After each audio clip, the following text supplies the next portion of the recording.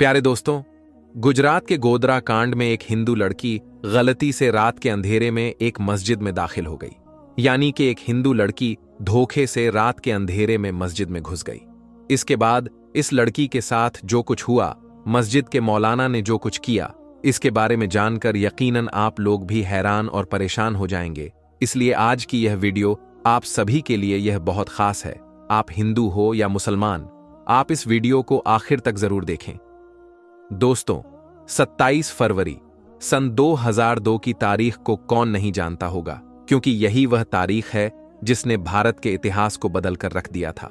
यही वह तारीख है जिस दिन गुजरात के गोधरा में हिंदू और मुसलमानों के बीच में दंगे शुरू हुए थे, जिसमें हजारों बेकसूर लोग मारे गए थे।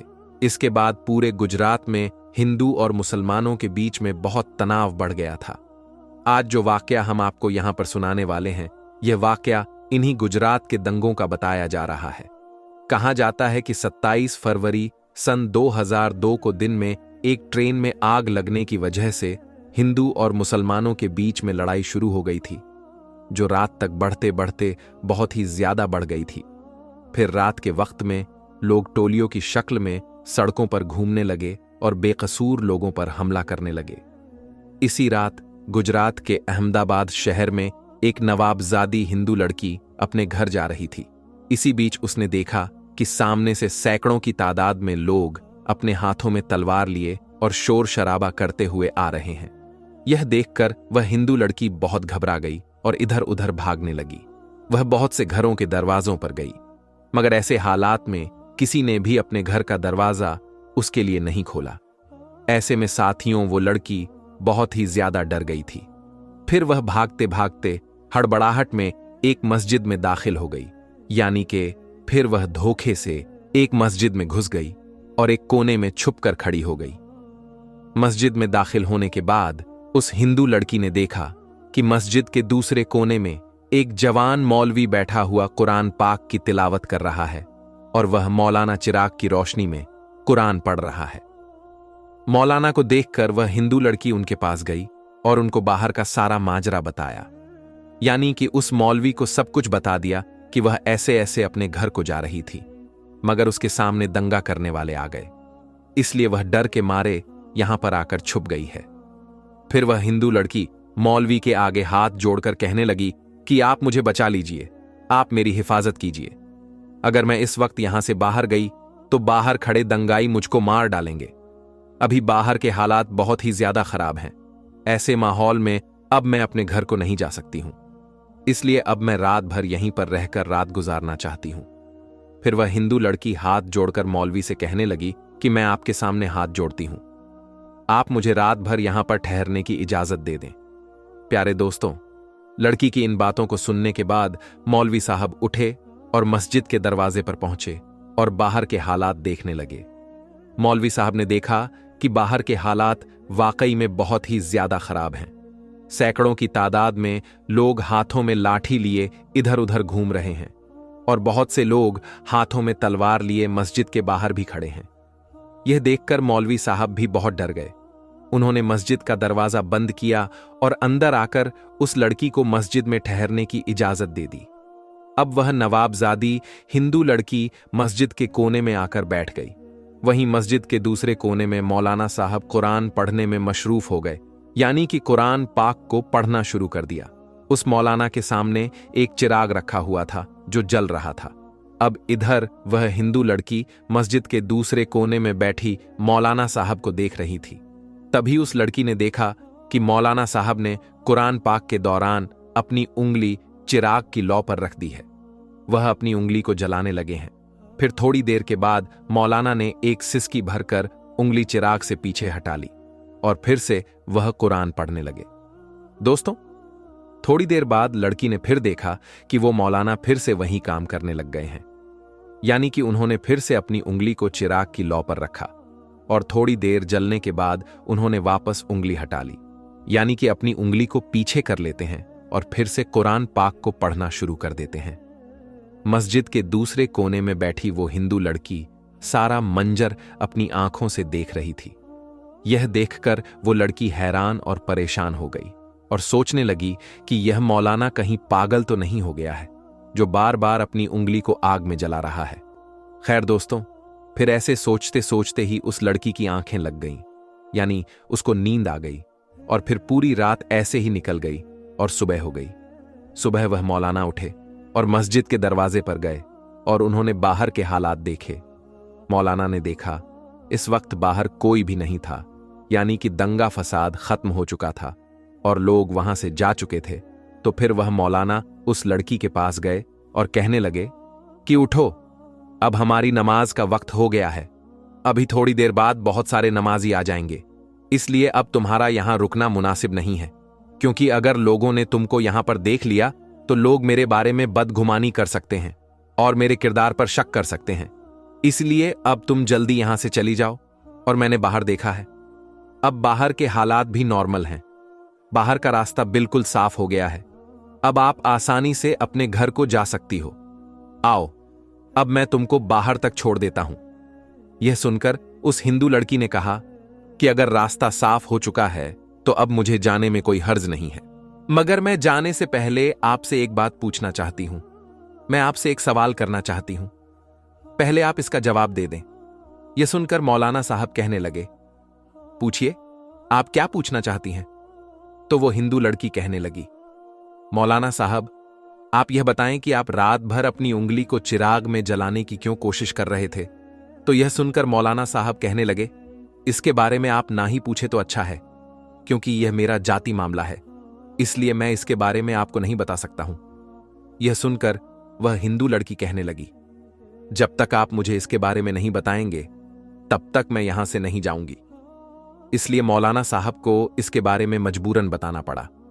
फिर वह मौलवी साहब कहने लगे, देखो, बात दरअसल यह है कि जब तुम रात के वक्त में यहां पर आई थी तो तुम्हारी खूबसूरती को देखकर शैतान ने मुझको बहका शुरू कर दिया था। इसलिए फिर मेरे दिल में नफसानी ख्वाहिश उभरने लगी, यानी तुमको लेकर मेरे दिमाग में गलत गलत और बुरे बुरे ख्याल आने लगे थे और वह मुझको बेचैन करने लगे थे। इसलिए फौरन मेरे दिल ने मुझसे कहा कि अगर तुम बुरा काम करोगे, अगर तुम गलत काम करोगे तो कल कयामत के दिन तुम्हें जहन्नुम की आग में जलना पड़ेगा, जो इस दुनिया की आग से 70 गुना ज्यादा होगी। इसलिए पहले तुम इस दुनिया की आग का मजा चख लो। इसलिए फिर मैंने अपने दिल की बात को मानते हुए अपने जिस्म को आग के हवाले कर दिया और अपने जिस्म को आग का मजा चखने लगा और अपने नफ्स से कहने लगा कि अगर तुझ में आग की तपिश को बर्दाश्त करने की ताकत है तो फिर तुम्हारी मर्जी है, तुम जो चाहो वह कर लो। अगर तुम इसको बर्दाश्त कर सकते हो तो तुम चाहो तो यहां गुनाह कर लो। इसी वजह से रात में जब जब मेरे दिमाग में गलत और बुरे ख्याल आए तब तब मैंने अपने नफ्स को आग के हवाले कर दिया और नफ्स को आग का मजा चखाता रहा। आग की तपिश देखकर मेरा नफ्स गलत काम करने से रुक गया। ऐसे करते करते मेरी पूरी रात गुजर गई। दोस्तों, इसके बाद वो हिंदू लड़की चली गई। वक्त गुजरता गया। नवाबजादी के लिए अमीर से अमीर शख्सियत के रिश्ते आने लगे, मगर वह हर रिश्ता ठुकराती रही। लड़की के वालिद बहुत परेशान थे कि आखिर मामला क्या है। बिलाखिर लड़की अपनी जुबान पे मुद्दा ले आई कि उसकी शादी सिर्फ वो मस्जिद के मौलाना से की जाए, वरना वो कभी शादी नहीं करेगी। उस तरह हिंदू लड़की के घर वालों को मजबूरन अपनी बेटी की शादी उस मौलवी से करवानी पड़ी। दोस्तों, एक रात नफस को काबू में रखकर वो गरीब मौलवी महल में चला गया। अगर हम पूरी जिंदगी अल्लाह और रसूल के तौर तरीकों पर गुजारे तो खालिक कायनात हमें जन्नत के महलात में क्या मुकाम देगा? जरा सोचिए दोस्तों। याद रखें कि अल्लाह से डरने वाले मर्द और अल्लाह से डरने वाली औरतें अल्लाह ताला को बहुत पसंद हैं। अल्लाह ताला से दुआ है कि अल्लाह हमें ऐसी सोच से बचाए और नेक काम करने की तौफीक अता फरमाए। दोस्तों, अब हम आपको बताते हैं कि प्यारे नबी हुजूर पाक सल्लल्लाहु अलैहि वसल्लम ने फरमाया, अल्लाह पाक 10 औरतों से बहुत ज्यादा मोहब्बत करता है। यानी कि दोस्तों, वो 10 औरतें ऐसी हैं जिनसे अल्लाह पाक बहुत ज्यादा मोहब्बत करता है, उनको पसंद करता है। तो वो 10 औरतें कौन कौन सी हैं, आइए हम आपको बताते हैं। नंबर 1, पर्दा करने वाली औरत। दोस्तों, नबी करीम हुजूर पाक सल्लल्लाहु अलैहि वसल्लम ने इरशाद फरमाया कि जन्नत में लोग अल्लाह का दीदार करने के लिए ख्वाहिशमंद होंगे, मगर जो औरत दुनिया में पर्दे की हालत में रहेगी तो ऐसी औरत के दीदार के लिए अल्लाह खुद ख्वाहिशमंद होगा। और जो औरत दुनिया में अपने आप को ढांप कर रखती है, यानी कि पर्दे की हालत में रखती है, तो ऐसी औरत को अल्लाह बहुत पसंद करता है और ऐसी औरत से अल्लाह पाक बहुत ज्यादा मोहब्बत करता है। नंबर 2, शौहर की फरमाबरदार औरत। दोस्तों, नबी करीम सल्लल्लाहु अलैहि वसल्लम ने इरशाद फरमाया कि ऐसी औरत भी अल्लाह को बहुत ज्यादा पसंद है जो अपने शौहर का कहना मानती है, जो अपने शौहर की फरमाबरदारी करती है। तो ऐसी औरतों से अल्लाह पाक बहुत मोहब्बत करता है। नंबर 3, गैर मर्द की निगाह से अपने आप की हिफाजत करने वाली औरत। दोस्तों, नबी करीम हुजूर पाक सल्लल्लाहु अलैहि वसल्लम ने इरशाद फरमाया है कि जो औरत अपने आप को गैर मर्द के निगाहों से बचाएगी, ऐसी औरतों पर अल्लाह पाक जहन्नम की आग हराम फरमा देगा। और जो औरत खुशबू लगाकर गैर मर्द के सामने से गुजरती है, गैर मर्दों को देखती है, तो ऐसी औरत पर अल्लाह ताला की लानत होती है। नंबर 4, अल्लाह की इबादत करने वाली औरत। दोस्तों, नबी करीम हुजूर पाक सल्लल्लाहु अलैहि वसल्लम ने इरशाद फरमाया है कि जो पाक दामन औरत नमाज रोजे की पाबंदी करे, जो अपने शौहर की खिदमत करे, तो ऐसी औरतों के लिए जन्नत के 8 दरवाजे खोल दिए जाते हैं। नंबर 5, अपने शौहर से हमेशा खुश रहने वाली औरत। दोस्तों, नबी करीम सल्लल्लाहु अलैहि वसल्लम ने इरशाद फरमाया कि जिस औरत का शौहर राजी हो और अगर वो इंतकाल कर जाए तो अल्लाह ऐसी औरत पर जन्नत वाजिब कर देता है। दोस्तों, जो औरत अपने शौहर से हरदम खुश रहती है, अपने शौहर की खिदमत करती है, अल्लाह ऐसी औरत को भी बहुत ज्यादा पसंद फरमाता है और अल्लाह ऐसी औरत से भी बहुत ज्यादा मोहब्बत करता है। नंबर 6, चुगली गीबत ना करने वाली औरत। दोस्तों, नबी करीम सल्लल्लाहु अलैहि वसल्लम ने इरशाद फरमाया कि अल्लाह को ऐसी औरत भी बहुत ज्यादा पसंद है जो झूठ ना बोलती हो, चुगली ना करती हो, गीबत ना करती हो और फितना फसाद ना करती हो, तो अल्लाह ऐसे औरत से भी बहुत ज्यादा मोहब्बत करता है। नंबर 7, पाक साफ रहने वाली औरत।